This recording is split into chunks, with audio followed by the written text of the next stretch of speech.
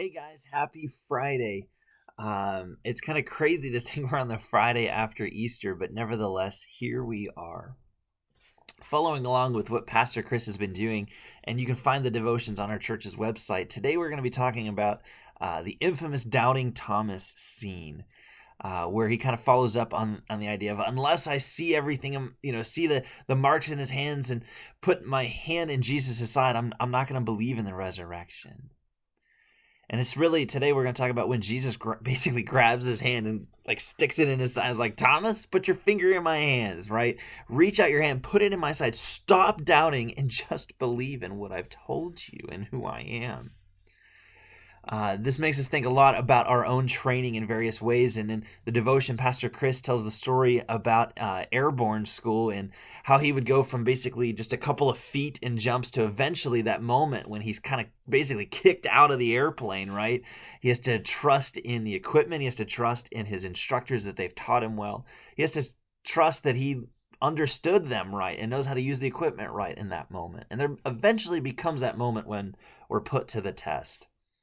For me, this reminds me a lot of when I was a soccer coach, and all preseason long, all summer long, you spend hours and hours as a coach outside of practice, researching drills, studying your players, talking with your assistant coaches, learning, trying to put it together. But eventually game one comes. And the day of game one, I have to admit, I was probably way more distracted than I've ever been in my life because I'm so excited, right? We finally get to game one. It's the season. Here we go. But also, it's a bit nerve-wracking because all of a sudden you start to sit there and say, what's going to happen, right? Did my players learn from me? Did I teach them the right things? Are they going to know what to do when in the game? And you're put to the test for the first time. So you get this wonderful, like, anxious and nervous feeling on game one. But imagine that scene in in John's gospel where Jesus and Thomas are talking, and right before, again, Thomas basically has said, like, to the disciples, like, okay, you got to see Jesus rise from the grave, but I haven't, and here are my conditions. um and so Jesus, in his usual way, humors people. But remember, sometimes we give Thomas a bad rap, and that's why he's nicknamed Doubting Thomas, because of this scene. But remember, this is the same Thomas just a couple chapters before, where Jesus tells the disciples, I must go and prepare a place for you. And Thomas responds with, where are you going and how do we get there? And Jesus remarks, I am the way, the truth, and the life. No one comes to the Father except through me. So if it weren't for Doubting Thomas, we wouldn't have had that great one-liner from Jesus. But nevertheless, Thomas still needs proof. He isn't trusting his training. He isn't listening to the fact that Jesus tells him things also, not just like I am the way, the truth, and the life, but also if they tear down this temple, I can rebuild it in 3 days, or I am the resurrection and life, and Jesus raises Lazarus from the grave. I mean, again, in John's gospel, just prior to this, like, it's like, Thomas, did you not see what he's already done and what he can do and who he is? And so Caravaggio, an Italian painter at the turn of the 1600s, paints one of my favorite paintings of all time, and it's called The Incredulity of St. Thomas. And it's literally Jesus grabbing a very stunned Thomas and sticking his fingers up inside his side. And so you see, like, the fingertips of Thomas actually inside of the skin of Jesus. And it's basically that moment where he's just like, Thomas, stop doubting and believe. Again, out of John 20:27.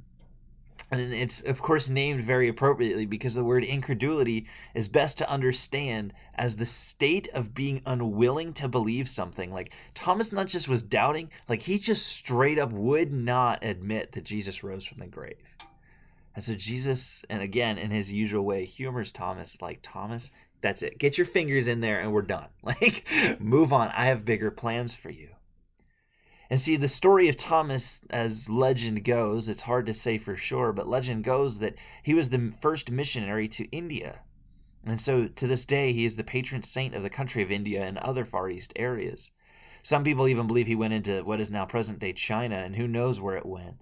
But again, church tradition tells us that all of the 11 disciples that remained were martyred. And so eventually Thomas faces his own fate. And it's only because of the resurrection that I think he can get through that moment, that he's unafraid It's as if he's remembering in those moments, whatever his fate was, of touching Jesus' side and being prepared. Let's call it what it is a very bizarre season of life. And when things open up, it's going to be kind of crazier. We kind of know that. There's going to be a lot of uncertainty. There's going to be a lot of fear. And it's hard to say what's coming up ahead of us, but what is for certain is right now we're still quarantined. So my question for us this morning is, what is God doing in your hearts and in your lives right now to prepare you for the ministry and the commission he's going to have when doors start to open up again? What is God doing in your marriage and in the lives of your children and in your own devotional life? What is he doing to prepare you for what's coming next? One of these days, and I can't wait to finally tell you the whole story about the church plant with Elizabeth and I, but when we finally realized that this is what God was calling us to, we were able to look back on everything that he's put us through, everything that he walked with us through, everything that he's trained us through others, and the interests and passions that we have. All of a sudden, we're suddenly pointing to this, and it's undeniable that this is what he seems to be calling us to do. So what is it that he's calling you to do? What is it that he's preparing in your hearts and in your lives, again, in your marriages and in the lives of your kids? What is God doing? What is he up to that he'll one day commission you for? For Thomas, it was that he would have undeniable faith in the resurrection as he would go throughout the rest of his life. For Chris, Pastor Chris, it was that his training was right as he was getting kicked out of the airplane.